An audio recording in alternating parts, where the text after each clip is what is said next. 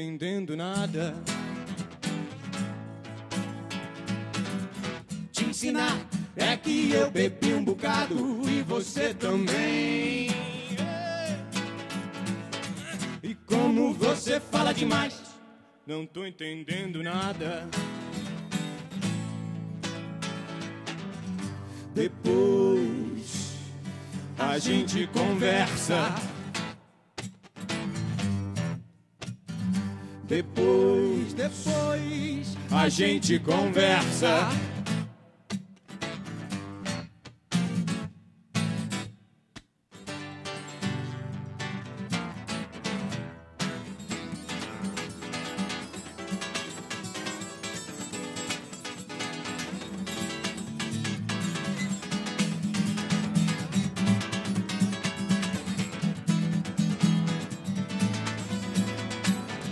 Te ensinar é que eu bebi um bocado e você também.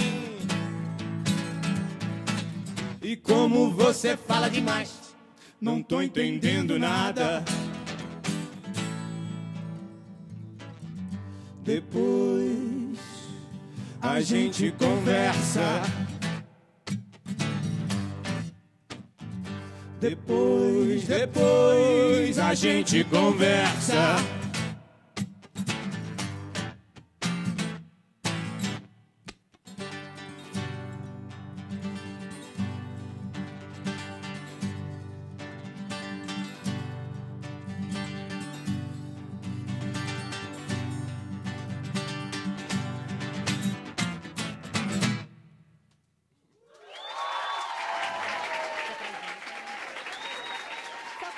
Por favor.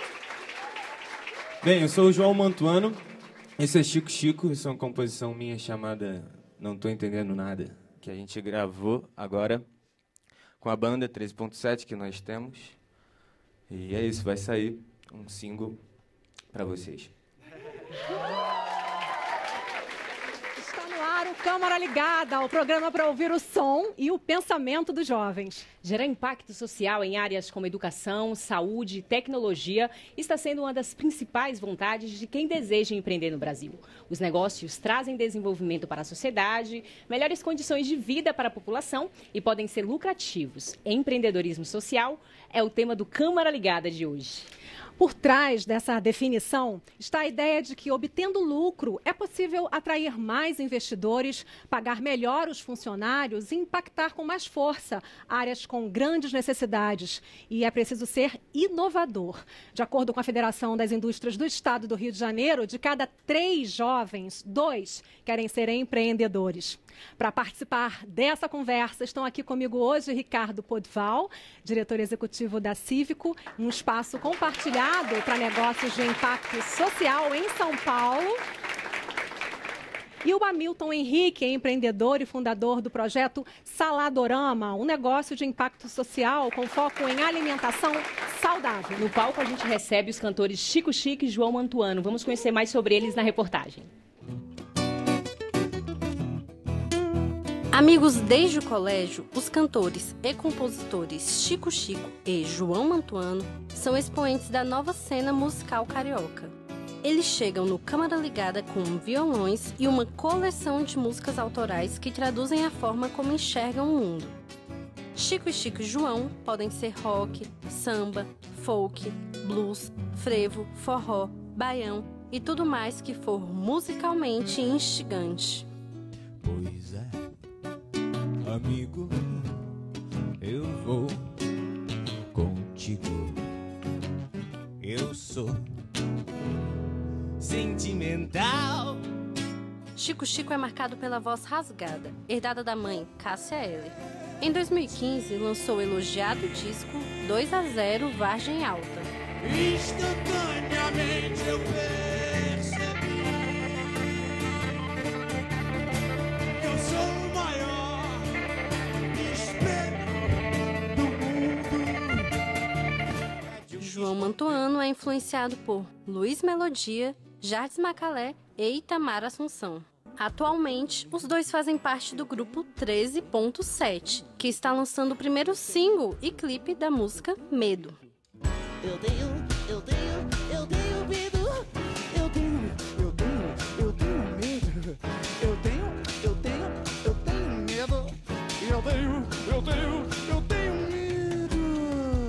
Muito bem, que prazer ter vocês aqui hoje. Eu quero saber o seguinte, para a gente começar no clima do programa, que é negócios, ó, lançamento de disco, show, parcerias, quais são as metas de vocês para esse ano?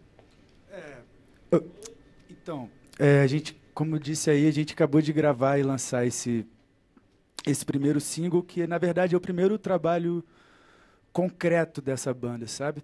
A gente está junto já há 2 anos e pouco, e conseguimos nos organizar agora para fazer essa primeira gravação e pretendemos sair desse ano com um disco, né? Vamos ver se a gente consegue, né? Mas esse é o plano.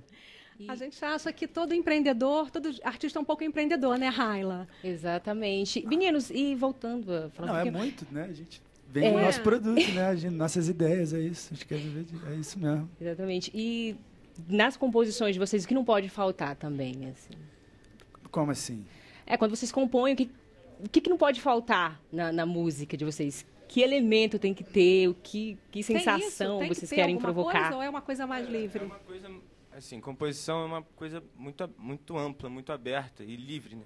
Na verdade, a composição precisa de liberdade. E então é bom você não é que seja bom, é que você tenha a escolha de usar isso ou não, de ter um foco tal, de alguma coisa que não pode faltar na sua música, e alguma coisa ou coisas que faltam no mundo inteiro, não sei. Mas é livre, assim, não tem nada que falte ou tem. A plateia aqui já está querendo fazer pergunta, mas antes eu vou apresentar a galera que está aqui com a gente. Eu quero ouvir muito barulho, tá, gente? São os alunos do SED de São Bartolomeu. Cadê? Do Centrão de São Sebastião. Centro de Ensino Médio 2 em Planaltina. E a galera também, os representantes da revista Traços. Obrigada pela participação de vocês. Nós já temos perguntas. Pode fazer.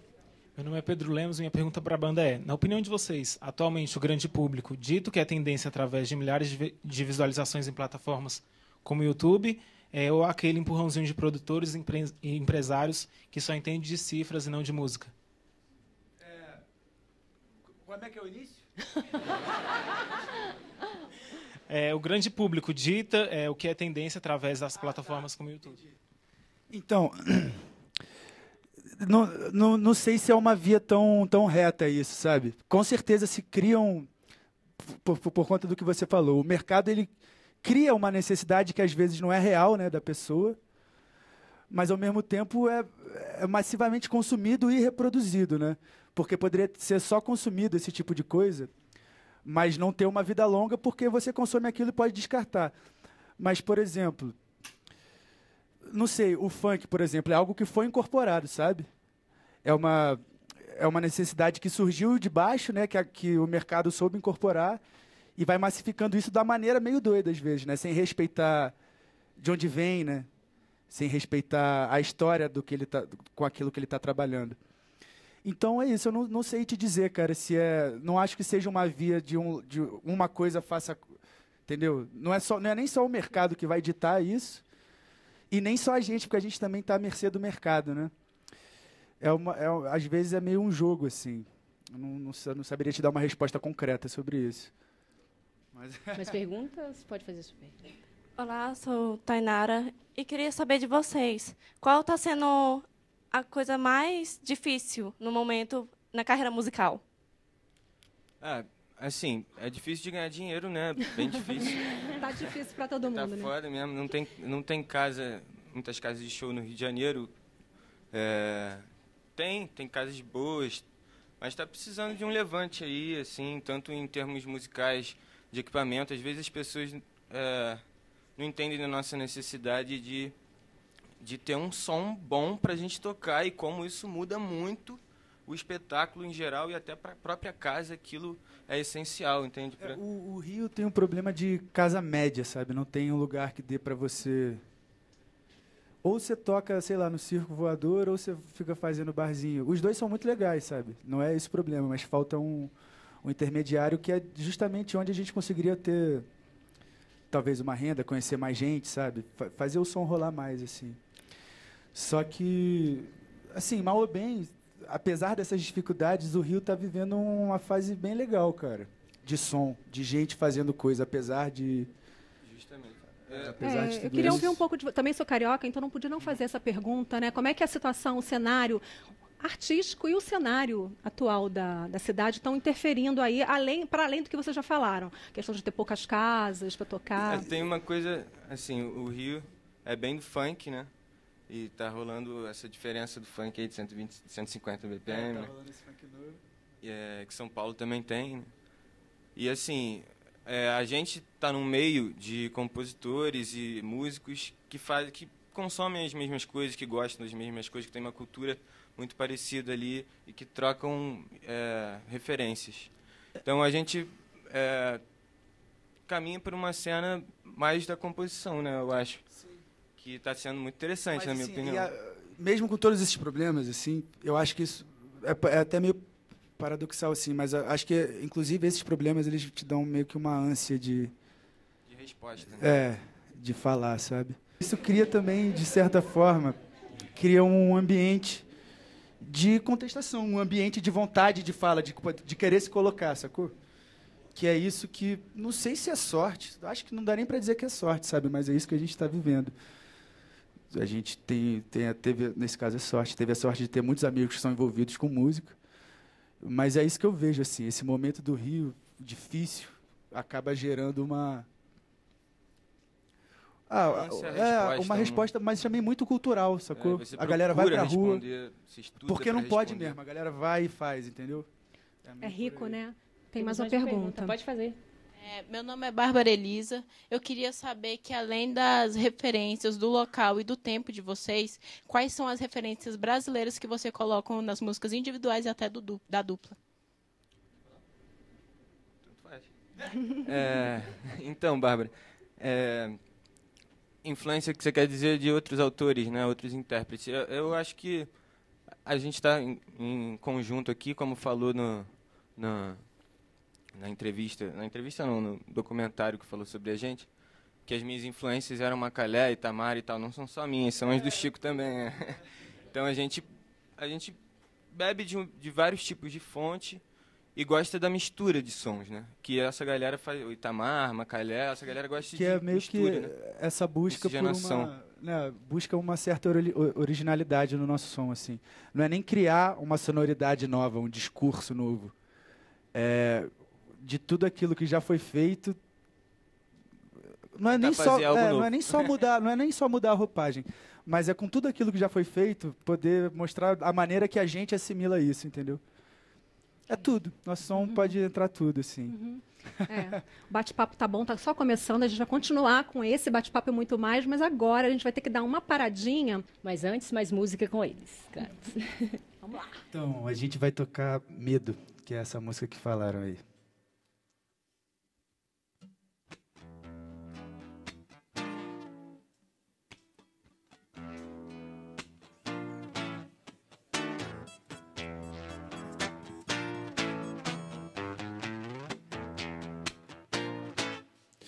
Eu tenho medo.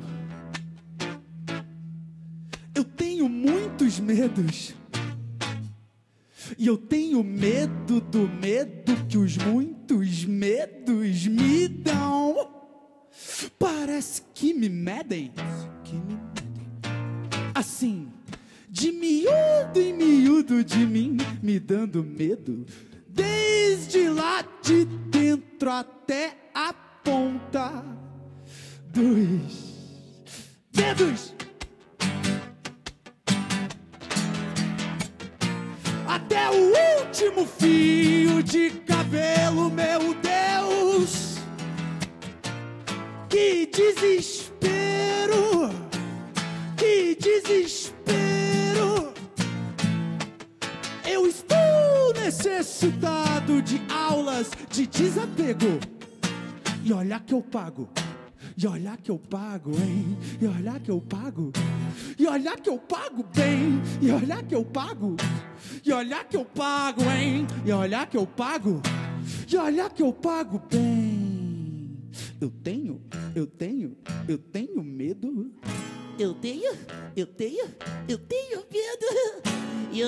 Eu tenho medo. Eu tenho medo. Eu tenho medo. Eu tenho medo. Eu tenho medo. Eu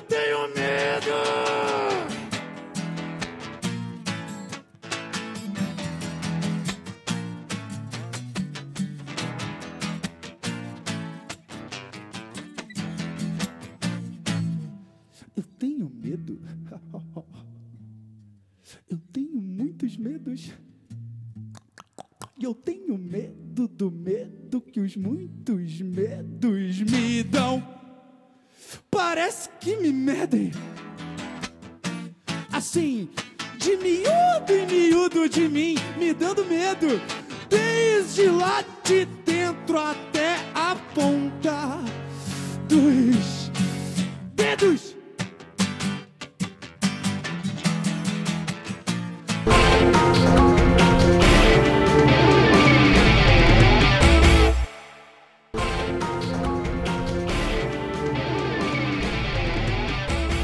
Estamos de volta com Câmara Ligada e hoje a gente fala sobre empreendedorismo social no Brasil. Os nossos convidados de hoje são Ricardo Podval, diretor executivo da Cívico, um espaço compartilhado para negócios de impacto social em São Paulo. E o Hamilton Henrique, empreendedor e fundador do projeto Saladorama, um negócio de impacto social com foco em alimentação saudável.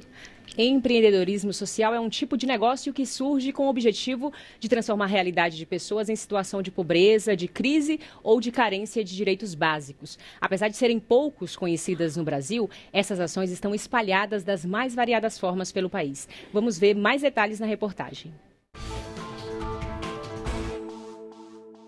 Você sabe o que é empreendedorismo social? Em resumo, o principal objetivo é gerar impacto social, resolver problemas da sociedade e ainda gerar lucro. São ideias, aplicativos, novas empresas e pessoas dispostas a fazer grandes transformações na sociedade.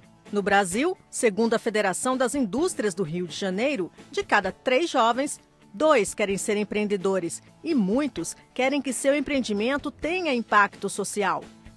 Segundo um levantamento feito em 2017 pela plataforma PIP Social, com 579 empreendimentos, 38% deles estão envolvidos com educação, 23% com tecnologias verdes, 12% com cidadania. E existem várias outras áreas de interesse. E para quem acha que os negócios sociais não geram lucro, os dados mostram o contrário. Mais de 60% dos negócios pesquisados têm retorno financeiro. As formas de financiamento e as redes de apoio também estão se diversificando. As incubadoras e aceleradoras estão cada vez mais presentes para auxiliar bons projetos. Elas apoiam empreendimentos e investidores no planejamento dos negócios. Existem também editais, concursos, fundações, instituições financeiras e outras fontes de recursos. Então, se você tem um bom projeto que pode mudar a vida das pessoas, vá em frente. Então, Ricardo, Hamilton, eu vi em algumas pesquisas apontando que existe às vezes, uma certa confusão com o conceito de filantropia. Qual é a diferença de empreendedorismo social e caridade? Bom, obrigado por estar aqui. Turma boa aqui presente, muito bom isso. Tem uma diferença, a filantropia tem seu espaço, é importante, mas os negócios sociais chamados de setor 2,5, 2,5, são negócios que geram impacto, mas com fins lucrativos. Mas com fins lucrativos. Isso. São negócios de impacto que geram receita, que geram fins lucrativos. A gente viu ali que tem alguns setores que são mais, enfim, as pessoas se interessam mais, né? Você participa de uma espécie de agregadora, né, de ideias. Esses números que a gente viu correspondem à sociedade brasileira, ao que está acontecendo aqui? Correspondem. Na verdade, você tem hoje uma sociedade completamente diferente da minha geração. Né? A geração dos milênios, né, são muito mais envolvidos em propósito. Né?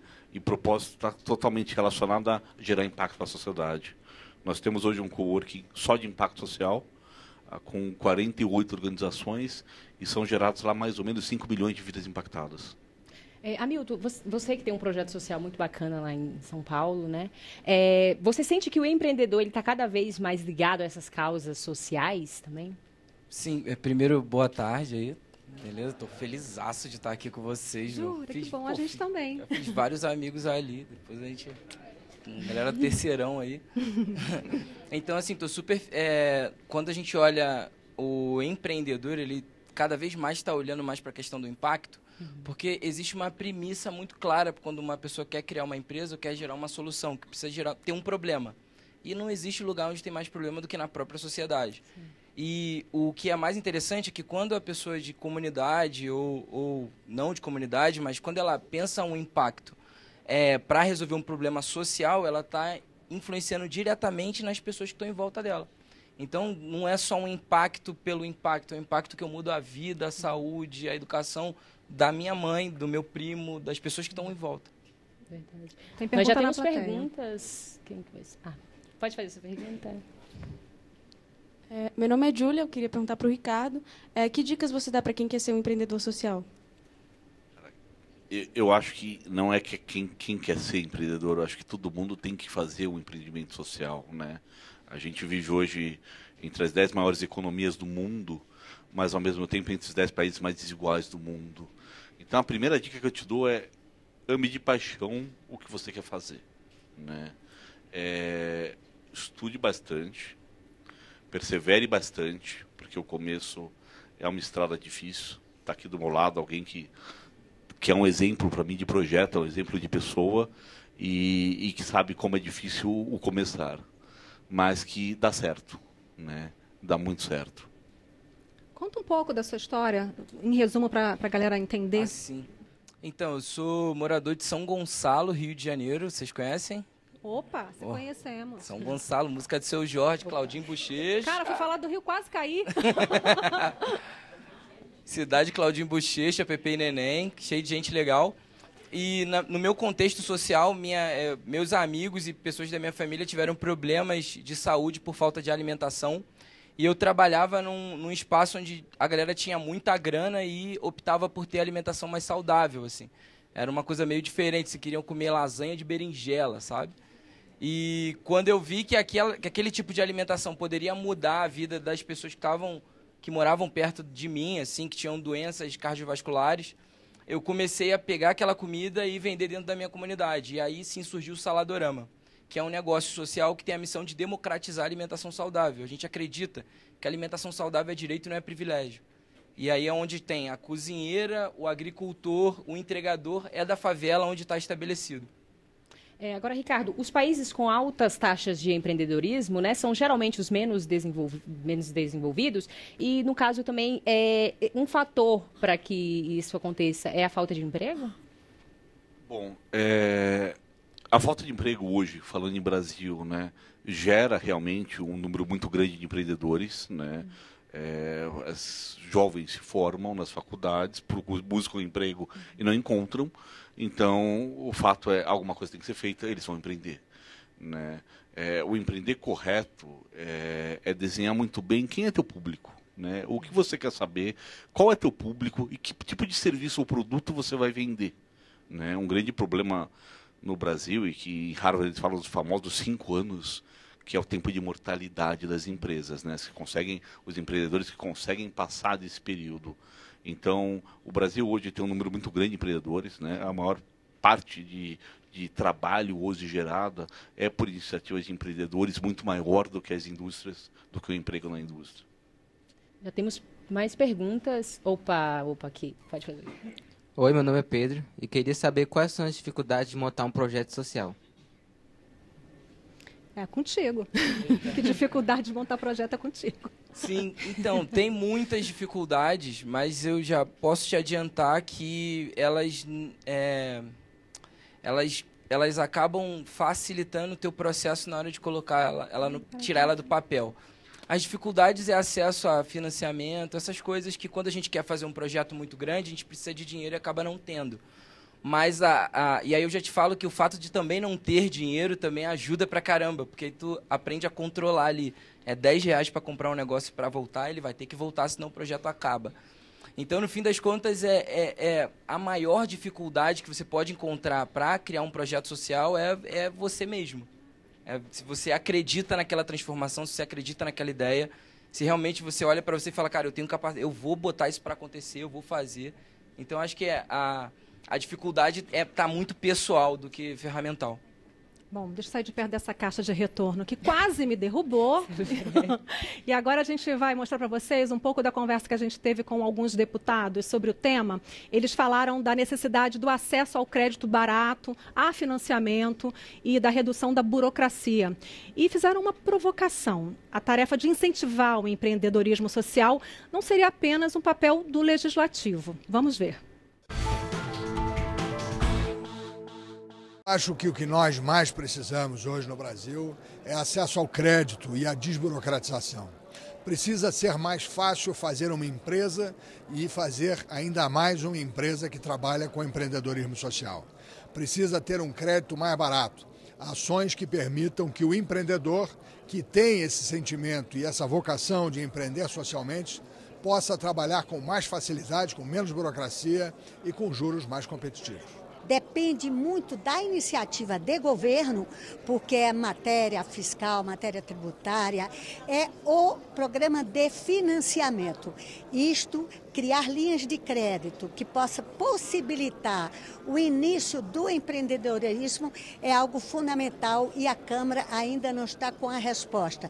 Nós precisamos receber daqueles que realizam essa atividade, que procuram essa atividade, propostas e pressão para que essas linhas de crédito possam ser criadas e efetivamente fazer com que o país, que vive numa crise, possa ter alternativas econômicas para todos. Esse não é só um papel do legislativo, até porque o papel do legislativo seria regulamentar o empreendedorismo social, criar leis que regulamentem como ele pode ser feito, quais as isenções podem ser concedidas às empresas privadas. Isso é o papel do legislativo. Mas o empreendedorismo é uma ação, sobretudo, da sociedade, né? Das empresas, do indivíduo ou de coletivos que possam pensar em empreendimentos que transformem a sociedade para melhor.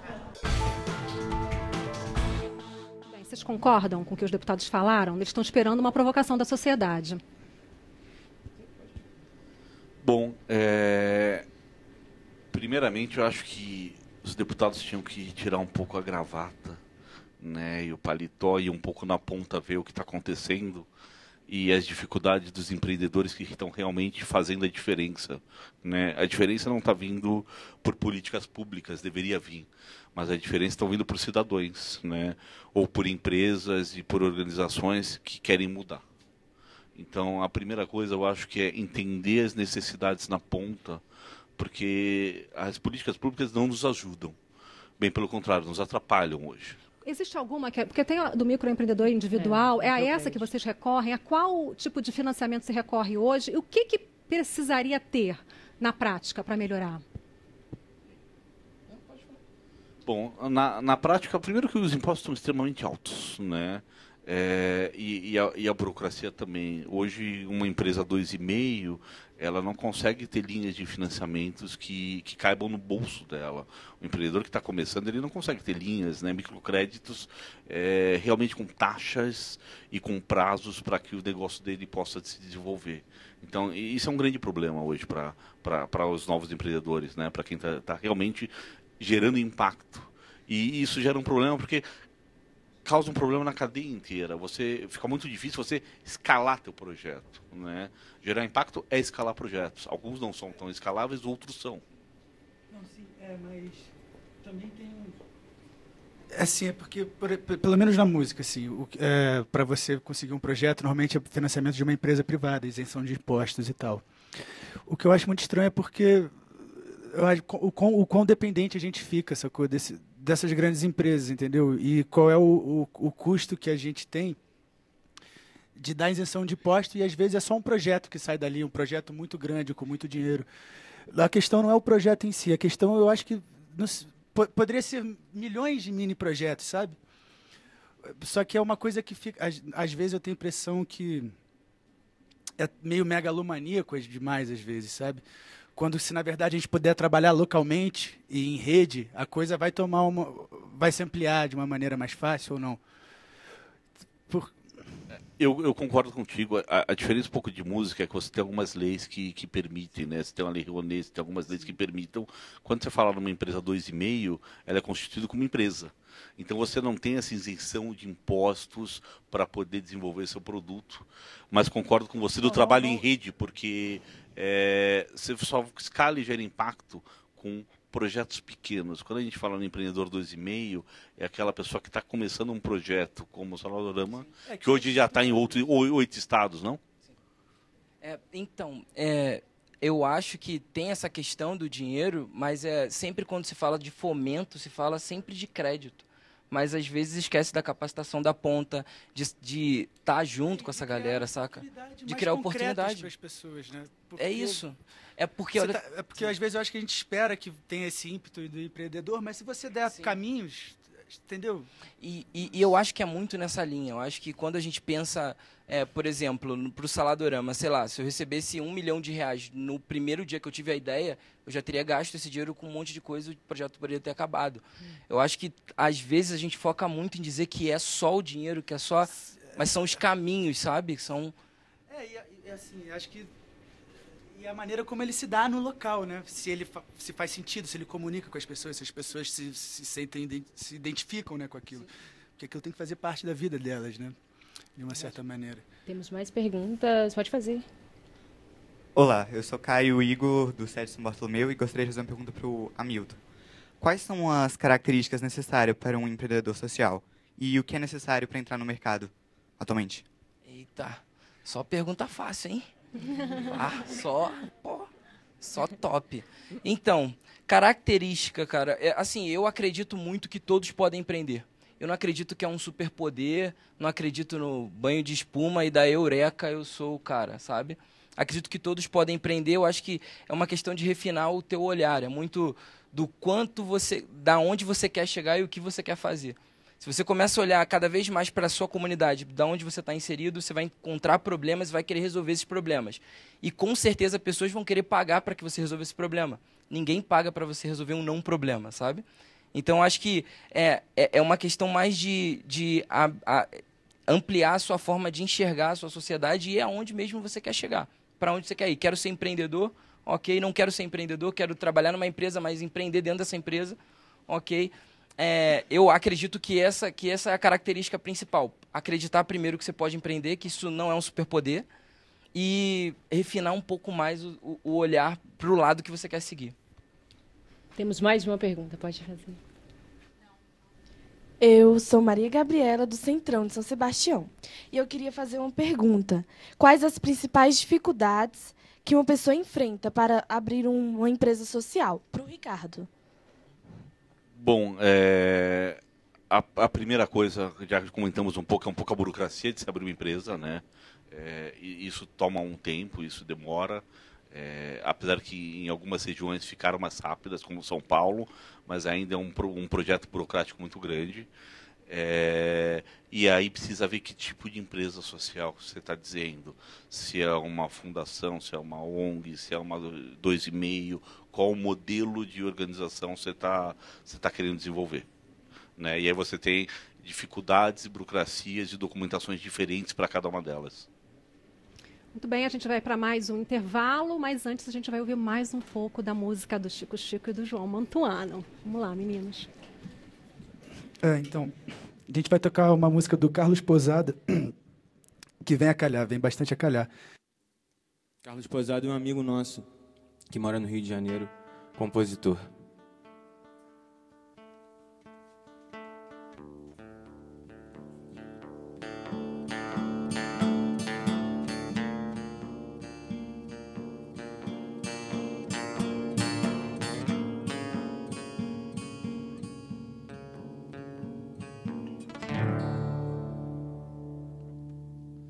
Tijolo tu já lê, já entendi que até semente pende, até sem dente morde, até no amor a gente se agride.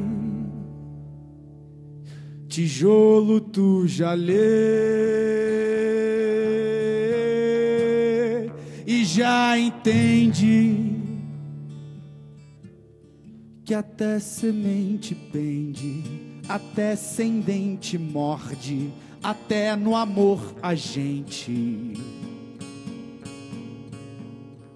se agride. Parece arte, revolução, mas é tudo conchavo do Zé da imprensa com a empresa do João. É briga de peixe grande, quadrilha de piaba. Se o rico soubesse gruvar, o pobre nem batucava. Uns vão simulando tristeza, outros fazendo piada, confundindo a pesca do povo, poluindo as águas com muita lábia, com muitos ismos. Falta pão, falta livro, falta corpo e falta espírito. Mas tijolo tu já lê e já entende que até semente pende, até sem dente morde, até no amor a gente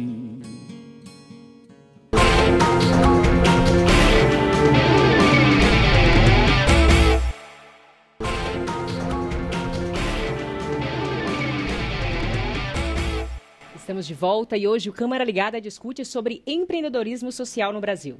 A gente mostra agora um exemplo aqui do DF. A revista Traços, considerada uma ferramenta de reinserção social, que vem mudando a vida de muitos moradores de rua. Quem participa do projeto consegue renda própria e resgata a cidadania. Vamos conhecer mais sobre esse trabalho na reportagem.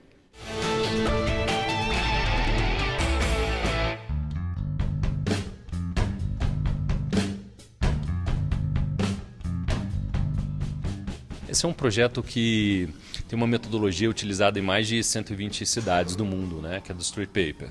Então ele tem a intenção de divulgar a cultura da cidade, divulgar os produtores e os fazedores culturais da cidade, por meio de um agente social importante que se transforma no agente cultural, que é a população de rua. Nós temos uma equipe de 22 pessoas, que se divide entre editorial, social, institucional e administrativo. A nossa equipe, além de fazer a revista, que é uma revista muito premiada, ganhou mais de 9 prêmios nacionais, prêmios internacionais, ela tem uma qualidade editorial importante, ela também precisa ter um cuidado social de reestruturação e de retorno do mundo do trabalho.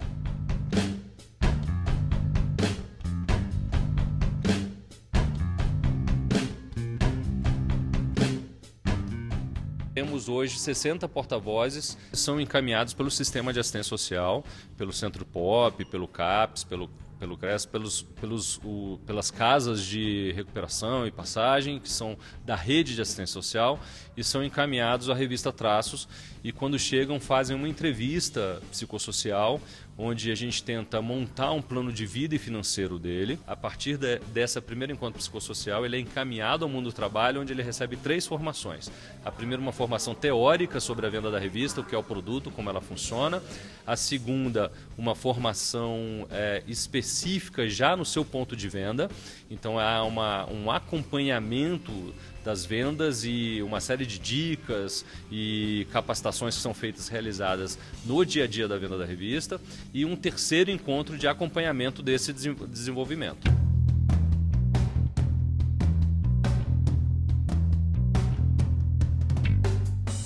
Sou baiana, soteropolitana, me chamam Priscila Limoeiro, sou porta-voz da cultura. Vim para o projeto já tem 1 ano e 4 meses. Trabalho como porta-voz, sustento o filho de 3 anos, né? Apesar de ser mãe solteira, mas dei continuidade à vida. Sou uma mulher de fibra e de garra. A revista Traços me fez reeducar, me fez resgatar minha moral e também me incluiu na sociedade. Hoje eu posso ver que eu tenho valores, tenho direitos como cidadã e quero atuar na área da vara da família e ser juíza um dia.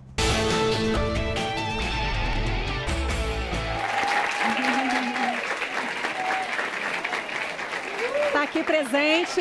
Muito obrigada por ter vindo. Estava linda, parabéns pelo trabalho. Agora, todo mundo da revista Traço ali, olha só, muito obrigada, viu, gente, pela presença. E parabéns mesmo. Agora, eles são moradores de rua que estão sendo os agentes daquela transformação ali e são também alvo da transformação. O problema da moradia de rua é um problema nacional. São Paulo está vivendo isso de uma maneira dramática, agora trazendo para a gente isso de um jeito dramático. Vocês conhecem outras ações sociais, outros empreendedores sociais que estão trabalhando com isso lá, porque é necessário, e acho que é o momento da gente reforçar o conceito, né, do que é empreendedorismo social. Que programa ali, que lindo, parabéns. Muito bom projeto, coisa linda. Tem sim, tem muita coisa boa acontecendo, tem Mora Digna, tem Edu Lira fazendo um trabalho fantástico com Gerando Falcões lá na periferia, tem muita gente boa, e onde a gente vê dificuldade é onde tem oportunidade. Então tem uma série de projetos, inclusive de alimentação, de reforma de casas, muito bacanas acontecendo não só em São Paulo, mas no Brasil inteiro. E as pessoas se mobilizando, gerando impacto, gerando renda e transformando. É isso, é transformar. Isso é muito legal porque são em várias áreas. Aqui você ouve sobre alimentação, mas tem a For You Too, do Gustavo Fuga, que dá aula de inglês para a periferia, o Mora Digna, que faz reforma em periferia, que trabalha já na área de construção civil. Tem uma série, tem um projeto Ruas lá também, no Rio de Janeiro, que também trabalha diretamente com o morador de rua. Então, é uma gama absurda de possibilidades de se trabalhar, de se resolver problemas e realmente mudar o mundo também. Acho que a grande coisa legal do empreendedorismo social é, entre ganhar dinheiro e mudar o mundo, o que você escolhe. Na verdade, você não precisa escolher um, você pode escolher os dois. Os dois andam juntos. Isso é muito legal, mas assim, tem a maneira mais orgânica, né, e que a gente fecha os olhos e às vezes até mete porrada nas pessoas, são as ocupações, né, que eu acho que também é um caminho que tem que ser viável, que, bicho, não dá... É por isso que eu queria dizer que a gente fica, às vezes, meio refém de empresas, quando, na verdade, essas coisas vêm de baixo para cima, elas não deviam vir de cima para baixo, né? É um projeto muito irado, sacou? De ter comida orgânica e saudável, é muito irado, mas o MST também faz isso, a gente fecha os olhos. Sacou? Eu acho é tudo muito importante, só que eu acho que a gente tem que ser mais, às vezes, mais unidos em certos aspectos, sacou? Porque tem tanto prédio garagem, sacou? Não, e tanta gente dormindo na rua. Como é que... Isso é difícil, cara.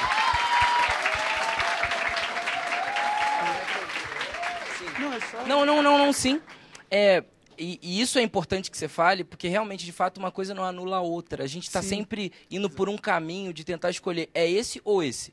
Esse é melhor e esse é o pior. E, no fim das contas, o que eu conversei muito com o Ricardo hoje é muito de como a gente consegue se organizar em rede e, sim, a gente aprender com a galera do assentamento, assim como uma série de pessoas que já fazem trabalhos sociais há muitos anos, ó. A gente, o Brasil tem grandes organizações de filantropia. Como é que a gente consegue aprender com isso também? Como é que a gente consegue unir todo mundo, botar todo mundo na mesma rede, entende? A gente... Sem segregar, meu.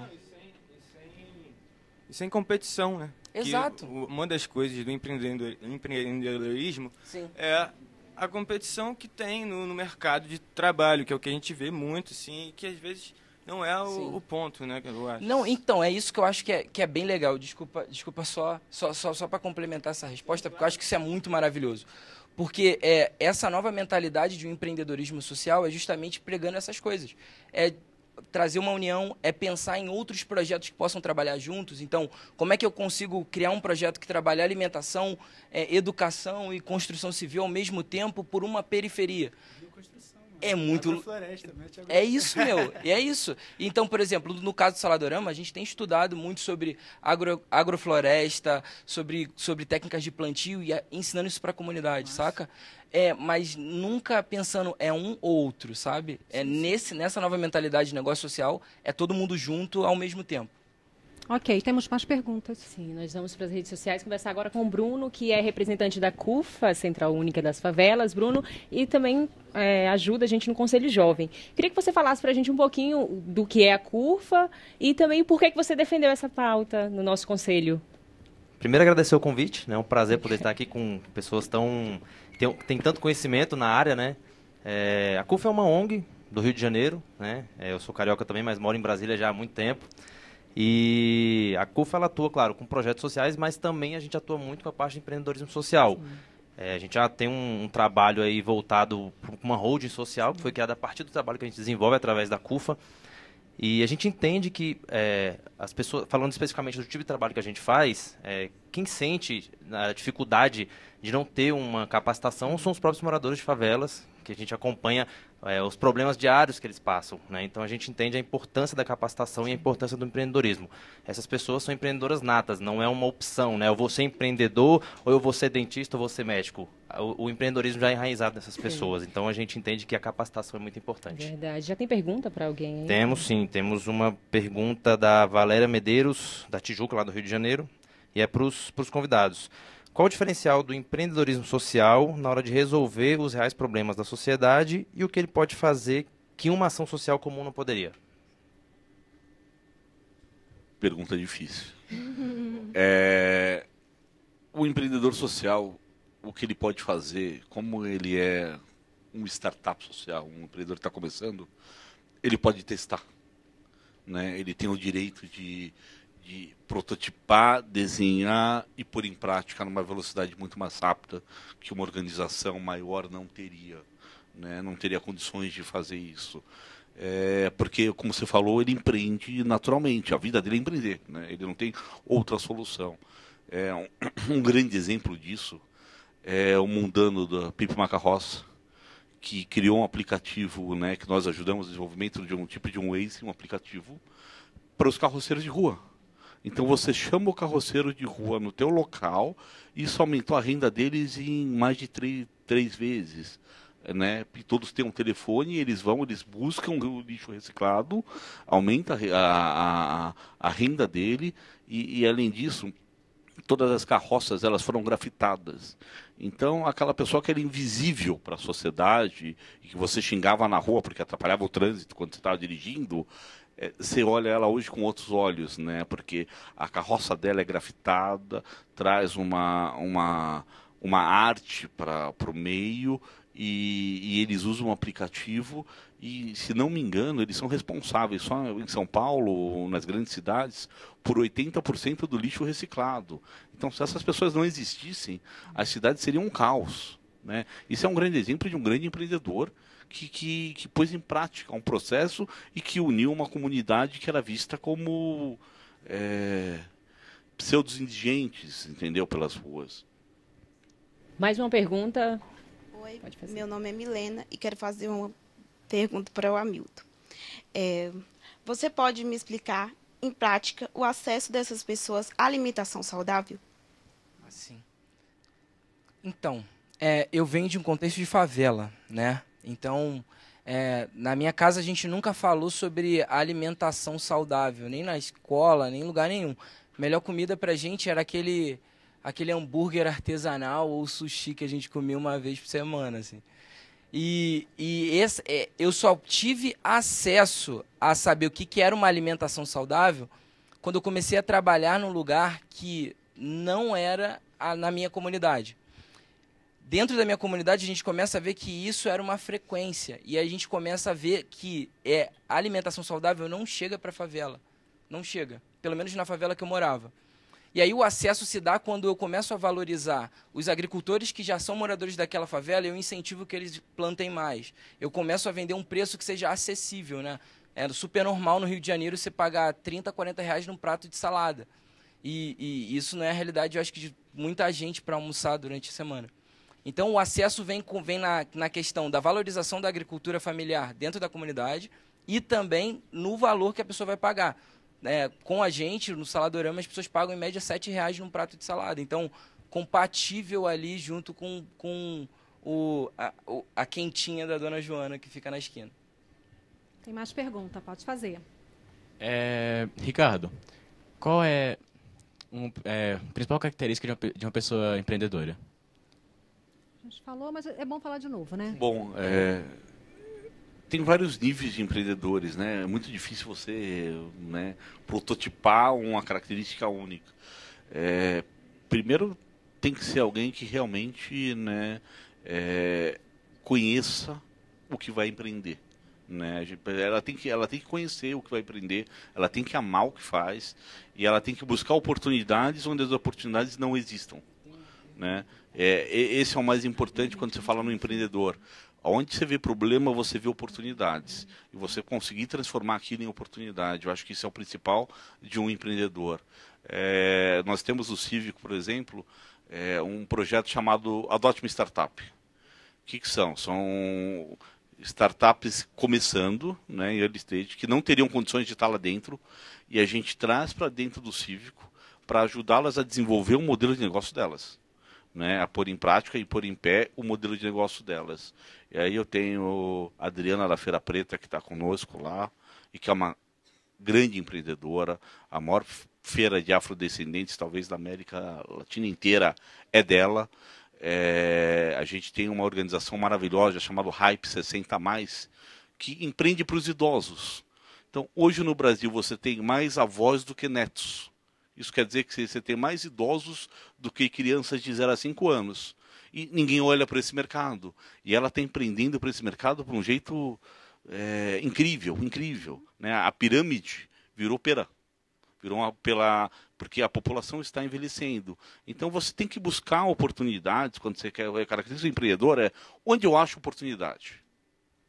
Rapidamente, ele quer fazer uma pergunta, mas tem que ser rápido. A gente está estourando o tempo. Eu não sei se eles vão conseguir responder rápido, né? Então, eu tenho primos e sobrinhos que se amarram na música, e aqui eu acho que deve ter uma galera que é vidrada em música. Qual é a maior dificuldade de se empreender na cena da cultura hoje no Brasil?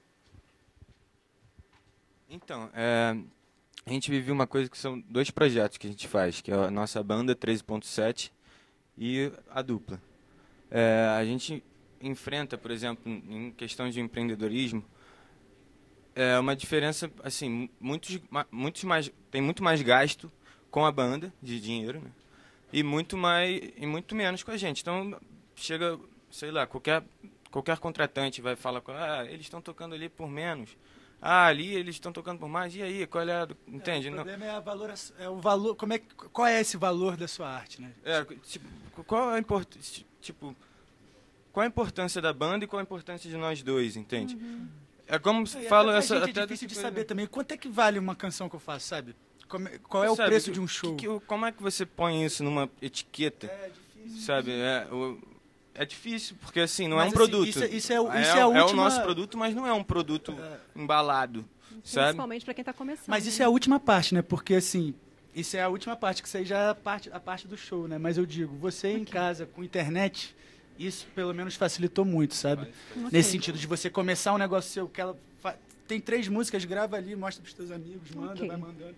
Tem essa saída mais orgânica que é fácil, né? Mas ao mesmo tempo é uma facilidade que faz com que faz também com que o empreendedor que está indo atrás da gente acha que a gente tenha que fazer aquele tipo de trabalho pela internet, que é o que está acontecendo muito, que é o que às vezes a gente não está apto a fazer, entende? A gente quer falar com quem a gente quer falar, com quem quer ouvir. Acho que um pouco tem que ser flexível, né? A gente vai ter que encerrar. Exatamente. É longo. O papo estava maravilhoso, mas nós terminamos aqui. Mas se você pode continuar ligado também na gente, nas redes sociais, no Facebook, Twitter, Instagram, ou dá uma olhada também na nossa página no camaraligada.com.br. Você também pode participar do projeto legislativo, dar sua opinião sobre os projetos e discussões que acontecem aqui na Câmara. É só entrar no portal edemocracia.câmara.leg.br. Confere lá. Está acabando, eu agradeço muito o apoio do SESC DF, não posso deixar de dizer, da Unesco, da ANDI, Unicef, o Simpro aqui do DF também, o Jovem de Expressão. Muito obrigada à equipe técnica que acompanha a gente sempre, que resolve tudo. Produção, obrigada, Milton, muito obrigada, Ricardo. Ô, Bruno, foi um prazer mais uma vez. E olha só, muito obrigada, Chico. João, encerra pra gente. Mais uma do Posado, então. Pô, obrigado vocês também aí, a galera, foda, hein? Valeu.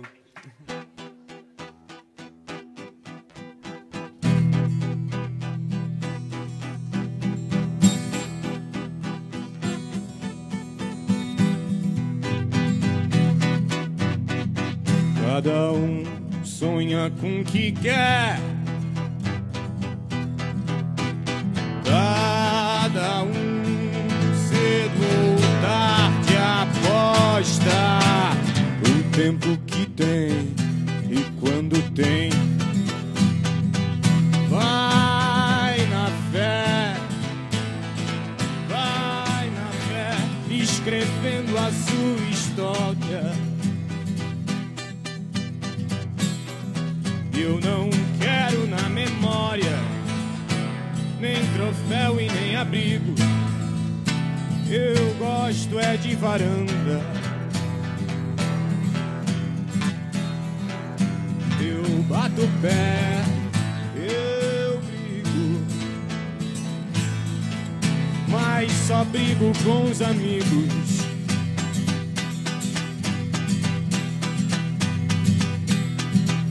Mire alto, muito mais alto, e desça até o chão.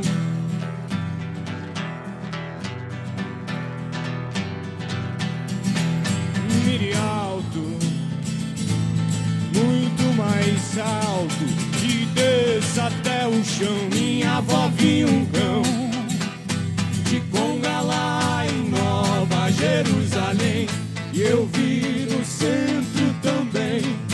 Eu vi no centro também. Minha avó viu um cão de conga lá em Nova Jerusalém. Eu vi no centro também. Eu vi no centro também.